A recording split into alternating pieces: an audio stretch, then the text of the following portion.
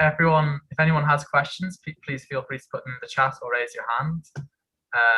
We've already got a couple of questions in from Michael, so perhaps I'll start by asking if Michael wants to talk and ask them himself. He's welcome to do that, or I can read them for you. I'm happy to ask them. Is that the first one was just, who would you say is actually driving the whole thing? That is, who are the people who are we up against? Is it the LEPs, or is it the colleges, or is there a way of breaking down the various people who need to be influenced or opposed or embarrassed, and that one could sort of work out a strategy of who we're against?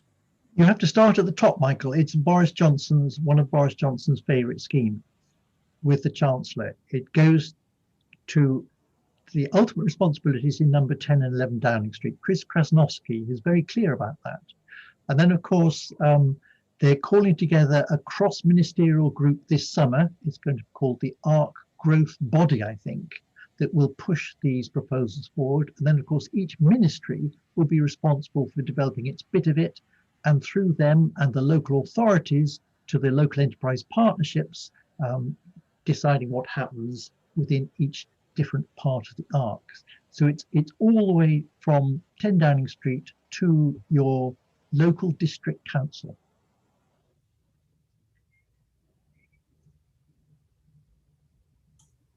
And shall I carry on to Megan next? Megan has a question. Thanks. I'm happy to sort of park mine if it's mine may be less important than perhaps some of the others. Mine was only going to be basically more about the railway project and whether that is perceived as a potentially beneficial kind of infrastructure project if it could be separated from the rest of all of this. Well, shall I have a quick word about that? Because the East-West Railway is in fact very interesting. Of course, it's following the old track of the Varsity Rail all the way to Bedfordshire, because that was never sold off, which is good. From Bedford to Cambridge, it's turning out to be quite controversial because they want to take it from Bedford to the new South Cambridge station. The old Varsity line went from Bedford to North Cambridge. So to go to South Cambridge, it's got to cut across green countryside, and the people in the villages there are getting very worried. Obviously, public transport is much better than private transport in principle. East-West Rail originally was going to be totally electrified. It won't be. They're not putting in the gantries. So it will have diesel trains. It was going to carry a lot of freight, for which you need freight loops, because it's both passenger and freight. And for passenger trains to overtake freight, you've got to have loops to park the freight trains in. They won't build as many freight loops as they originally planned to, so it's being downscaled. And finally, there were going to be links to Aylesbury, to East-West Rail. In fact, a very small link from Milton Keynes down to East-West Rail, at Bletchley probably. Both of those small links have also recently been cancelled. So East-West Rail is essentially been emasculated to the minimum line from Oxford to Cambridge, which should be open by about 2030. And the plan is probably going to be that along East-West Rail there will be certain stations, and developers will look to put high-density houses around East-West Rail stations. That's the general idea. Ideal, of course, you should be able to walk or cycle to a station, then you could go to work on the train to Oxford, Cambridge or Milton Keynes. As I say, this is a development, it will affect some people. It can't fail to. But it's better than an expressway, which is car-dependent sprawl. Great. The next question is from Ines. Are you happy to ask that, Ines? Please carry on. Go ahead, James. You can just read it out. Okay. Ines is asking, how much has been formally agreed and by whom? Very good question. If you live in Oxfordshire or aware of the Oxfordshire Growth Deal, that's a deal for 215 million to deliver 100,000 houses in current local plans, which are causing all the fuss and distress in South Oxford District Council charges, in fact, all the local councils. That Oxfordshire Growth Deal is part of Oxcam ARC plans. because as part of that growth deal, the government gave Oxfordshire 2 or 3 million to develop the Oxfordshire 2050 spatial plan, which is the local plan beyond the mid-2030s. That 2050 spatial plan is obliged to assume the Oxcam arc as a given. And the government is talking about growth deals for all the counties across the arc. Oxfordshire is sort of test bed for the growth deal. And I noticed that we've got Sue on the line here, who might like to tell us, Sue of Bioabundance and South Oxford District Councillor, who might like to tell us what the result of an overinflated housing target, which is what the Oxfordshire Growth Deal involves, what the result is for one of the local councils. Sue, do you want to say anything? That's pretty simple. We're building 4 times the number of homes that we can fill. So we're building 32,000 homes over a period that the Office for National Statistics says that we will create 8,000 new households. So necessarily, for every house that becomes a home, 3 newly empty houses are created, and they may be they may not be the houses that are being built. They might just be the Oxford mansions or the Chiltern villages. I wanted to ask you a question, though. You said this was a coalition of the willing. Mm-hmm. Now, Buckinghamshire have pulled out of it. We in South Oxfordshire haven't pulled out of it. We don't have very strong leadership, unfortunately. And I am told, when I say we should pull out of it, oh, well, Buckinghamshire may think they've pulled out of it, but they will still have everything imposed upon them. They just don't have a seat at the table. So don't you think that we should all just pull out of it? If all the councils pulled out of it, then it would be quite difficult for Whitehall to continue with this nonsense. It would, Sue. As you say, Bucks pulled out of the Arc Universities group. The government refused to let it leave the Arc spatial plan. It's a bit like Hotel California. You can check out, but you can't leave. It would be good if other local councils withdrew, but in case of Oxfordshire, of course, that Oxfordshire growth deal, which we're committed to, is part and parcel of the Oxford-Cambridge arc. It's difficult to see how you can withdraw from an agreement when you've already signed up to it, or part of it, or the beginning of it. Do you think it was there then, the growth deal? No, if you read the growth deal details, it mentions the Oxcam arc. And certainly those 2 million to develop the Oxford spatial plan, that's very clear. It is to develop the spatial plan in the light of Oxcam arc development. That's very concerning. The next question is from Joanna. You need to unmute, Joanna. Yeah, actually, mine follows on directly from that, because I don't really know, and I would like to know whether what the position of the different political parties is locally. I mean, I'm assuming, with the exception of I guess if the councils haven't pulled out, is it right to assume that the lead political group on all the councils is currently in favour of this, or there's a division within groups, or are there any parties that are opposing it? Joanna, that's interesting. When the Express was in play, several local councils voted against Express, which is good. Mostly, I'm afraid, Tory councils are supportive of Oxcam arc plans. Of course, Oxford, the Labour council in the city, is also in favour of Oxcam arc development. It's really only the Lib Dems who've been consistently against the expressway, and they're consistently against overdevelopment of excess housing numbers. Okay. You're aware that obviously the local elections happen tomorrow. Our campaign is targeting those councillors who previously supported the Oxcam arc plan, and there are 1 or 2 in our county who strongly support, including the then leader of the county council, strongly supported Oxcam arc plans.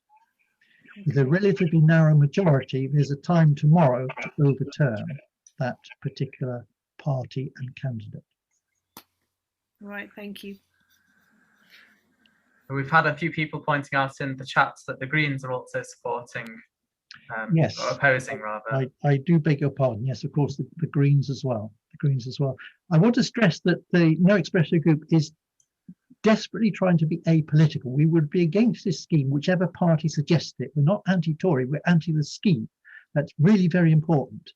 If some parties consistently support us, then we'll support those parties, but we are not political.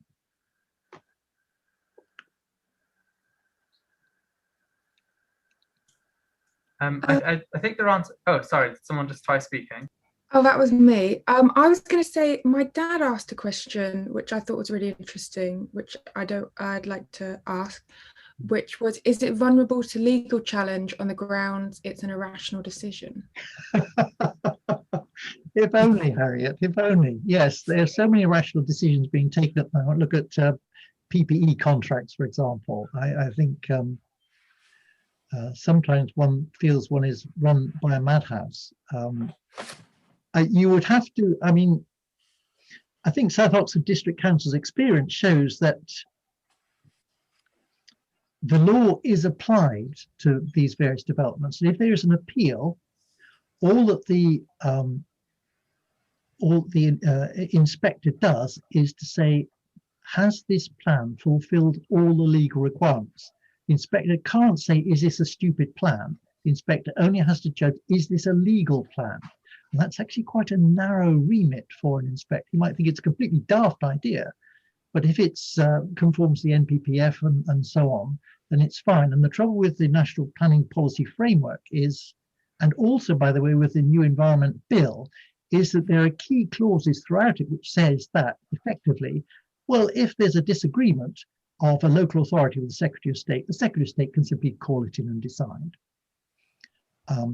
In the Environmental Bill, if there's no possibility of achieving net gain in certain places, the Secretary of State can call it in and decide there is no need to achieve net gain in particular circumstances.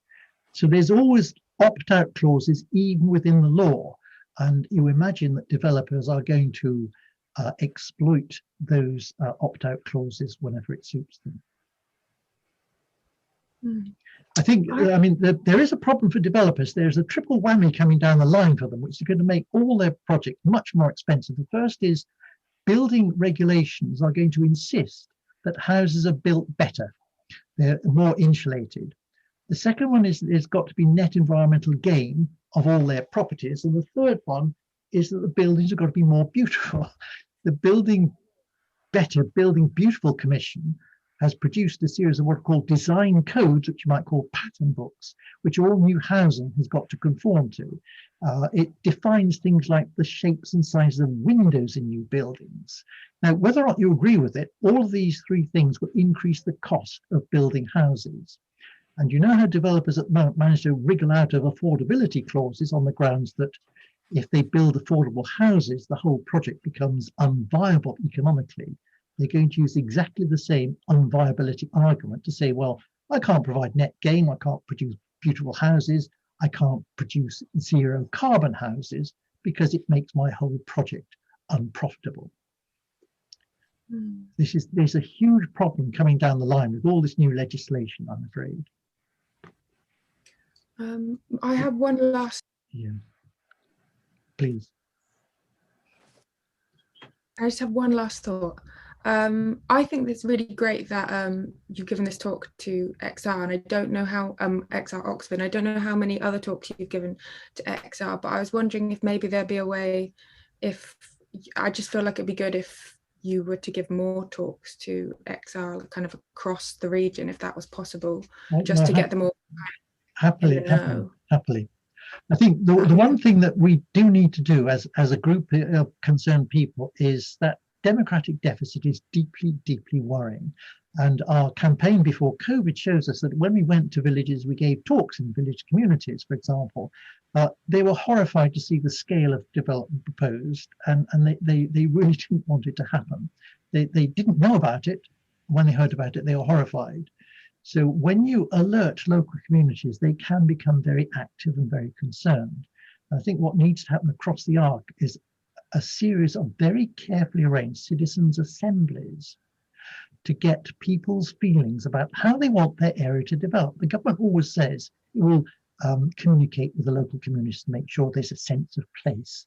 in all the new developments across the Arc. That's not going to happen. But if we can get the local communities saying to government with one voice, this is how we want our Arc to develop, the government at least has to listen, surely. And at the moment, it's not listening.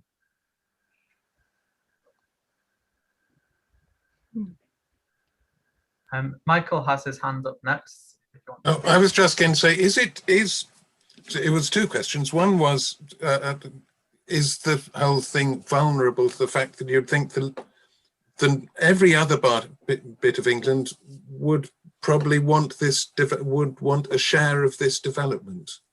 That the fact that we're getting so much more than we need means that other areas must be getting much less than they need. And is there a way of kind of extracting pressure from that to put on the government or on the government departments? Yes. And also just generally, what would you recommend as the kind of tactics for opposing it? The Oxford Arc was suggested, Michael, because the government pointed out that the Oxford Arc is already quite productive. It contributes to the national wealth, national income. And so the idea is that it should be boosted even more. You know, you're doing well, boost even more. And in a sense, if you boost the Treasury more, then the Treasury can then dish out funds to the less advantaged parts of the country. And what that will do, of course, is increase the inequality across the region. If you boost a successful region and leave the others behind, you boost inequality.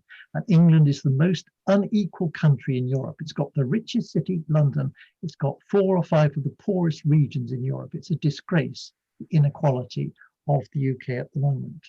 There are other groups, of course. There's a Midlands group of MPs looking to develop the Midlands. And by the way, Centre for Cities report showed that if we invest in the Midlands and the North, the increased economic output wouldn't be the 163 billion of all the hoo-ha of the Arc, it would be 183 billion. We could get greater economic output without building 1 million homes. And the question about the 1 million homes is, where will the workers come from? We've got full employment in the Oxford Arc area, build 1 million new homes. You have to suck workers from the North, where houses are relatively cheap, to a place where houses are impossibly expensive, and building more houses won't change that. Again, the better idea is to put the jobs up north. And of course, recently, Jake Berry MP produced a document called A Northern Big Bang, making the case for the boosting the northern, basically George Osborne's northern engine. I'm slightly worried about Berry's document because it simply asks the government to produce a few enabling legislations, and then basically it expects a tsunami of investment into the north. It wants all the regulations removed, and it wants the north to become the new industrial revolution heartland, as it was a century and a half ago, but for the new green industries. So there are other areas of the country that are calling out for growth, certainly, and I think even the Arc proponents say 2021 is a critical year for the Arc. So you've cancelled the expressway. We've just had COVID. It's time to reassess the economic benefits of the Arc, which I hope I showed are pretty negligible. And it would make more sense to invest what we've got in the other areas of the country to bring them up to the same sort of level as in the south. I mean, 50% of the R&D in this country is spent in the south. No wonder it's productive. Spend 50, more than all the money in the south, you get all the productivity gains in the south. Megan has a question next in the chat. Megan. Oh, go back to remember what my question was. Oh, well, yes, this was really just following up partly from what you've said and partly directly in response to Harriet. I was wondering about whether you see a very specific role for XR style tactics. So you kind of suggested we sort of need to do everything we can. Obviously, there are the usual political mechanisms, and there's lots of talk about how to vote in the chat. But of course, XR's usual role is to do something more disruptive and forms of direct action, a little like that we've seen with HS2. So I just wondered whether you had, I mean, hopefully the fact that you were here to talk to us implies that you think there is something that XR could do on this front that maybe is kind of XR's particular role. So do you think that there is room for direct action alongside the normal putting pressure on local we would like to talk to you, definitely. I mean, there are certain things that you could help with, like those citizens' assembly meetings. I think would be extremely useful for all of us. Would help you, and it would certainly help us. In terms of direct action, in a sense, you're at the moment tilting at a windmill. The windmill isn't there yet. They haven't started digging, so I'm not quite sure about that. But I think if we combined together and said just what a stupid idea this was, we might even manage to stop it. I think your problem with HS2 is it was far too advanced as a plan, as an approved plan, before perhaps you got into action on that. But yes, we would like, as a group, we would like to talk to you. There's a lot of common interest. I actually have a question for myself. Sorry, Branda's just put her hand up. Would you like to ask a question, Branda?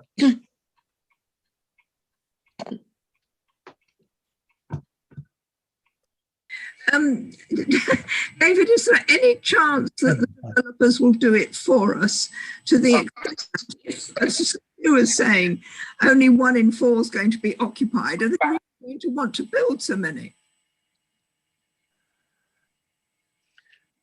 Well, look, Brenda, we all know the answer to that, that houses are an investment vehicle for so many people. Second homes, overseas people, Chinese people buy out whole blocks of flats. They're not interested in renting them out. They're interested in the increase in land values. I mean, the investors have bought whole streets in London that haven't been rented out. They're just waiting for the value of the land to go up. It's a disgrace what we've done to our housing stock and the land on which it sits. I mean, the statistic that absolutely terrifies me, in the 1930s, when you bought a house, 2% of what you paid for the house was for the land on which the house sits. Today, it's 70%. 70% of the price that young people pay for the house is actually for the land on which the house sits. That's why houses are so expensive. The other statistic, Brenda, you're probably aware of, is that local authorities since the Thatcher era have sold off publicly owned land. They sold off publicly owned land equal to 10% of the entire land area of the UK, worth, according to Brett Christopher's, £400 billion. They're doing it, of course, to make ends meet in the austerity. They've been recently told by Robert Jenrick to produce yet another list of publicly owned land they still own in order for a fire sale, I imagine. But publicly owned land is free. If we were building social houses on public owned land, we could drastically reduce the price of houses. We could build much better quality houses easily, as they did in Goldsmith Street. I could wax lyrical about Goldsmith Street forever. It's 100 passive house, better than zero carbon houses. It's social housing, 100 square meters per house, perfectly insulated, lots of light in each property, 100,000 per dwelling. That's what it costs on land owned by Norwich Council. And of course, Coin Street in London is a wonderful example of how a community can build itself. Please do look up the Coin Street brochure on the web. It gives you some faith in human beings, but it's both of those things were effectively produced outside the private property developer market. We need to do much, much more of that. Okay, thank you. I had one last thing. Hattie. I was going to say, if people are interested and they want to kind of stay a bit more up to date, I could send an email around kind of with our various social medias and a link to our website where you can find out more information and subscribe to the mailing list if you want to stay interested. Would people be interested in such an email? Or yeah, I mean, I just need email addresses basically, and I can send. Thumbs up from your father, Hattie. I saw that, yeah. I don't know, I just thought that might be a good way for people to stay in the know. Please do. I mean, we need all the publicity we can get. On that front then, just as we're sort of bringing things to a close, and thank you so much, David, I sort of feel like there's been one question further up and I feel like there'll be more about the accessibility of these materials. So for example, I think Michael asked about whether there's a record of your slides and what we might do with the recording and how that might be accessible to people. And I don't have a plan for that, I'll be freely admit. And I don't know, of course, everyone who's here tonight. I don't have contact details for everyone who's here tonight. So I wondered what your thoughts were on the best way of sharing some of this information. Well, we shamelessly keep everything we do, Megan. So it's on our website. So I've given a couple of talks recently via Zoom and so on, and they're on the No Expressway Group website. They're under the events page, lots of news under the events page. And there are YouTube recordings of a tour I gave recently. And this one will also be on there eventually. And perhaps separately, I can make the slides available as well if the quality wasn't so good on the screen. That's great. Happy to do that. Happy to do that. I think that's very clear, and it'd be brilliant if people can just go back and get access to the talk to share with others. Can I just ask a quick question? I think we're probably coming to the end, but has this already gone through Parliament, David? Has there been parliamentary approval? And what's the discussion been like? Are there MPs on, across the parties who are opposed to this that we could kind of engage with? No, it hasn't. In a sense, it's not that sort of plan. It's sort of piecemeal at the moment. I guess certain chunks of legislation will have to go through Parliament. For example, if you're going to build 1 million new houses or anything like 1 million new houses, you probably can't put them in existing settlements. You've got to develop new towns. In the budget of last year, the government earmarked 4 new towns west of Cambridge, possibly along the line of East West Rail. And new towns do require legislation, including, with luck, capturing land value, but that's a bit of a hot chestnut. But in terms of, is there one proposal or one bit of legislation for the whole ARC scheme, the answer is no. The government would say, of course, it's still premature. 2 documents that came out in February, the ARC spatial framework, has a timetable which suggests it will take 2 more years to produce details of what the government thinks the spatial arrangement across the ARC will be. And England's Economic Heartland produced a document on transport links across the ARC, which is fairly mature. It assumes a certain level of development, but certainly the ARC spatial plan has got 2 more years in the making.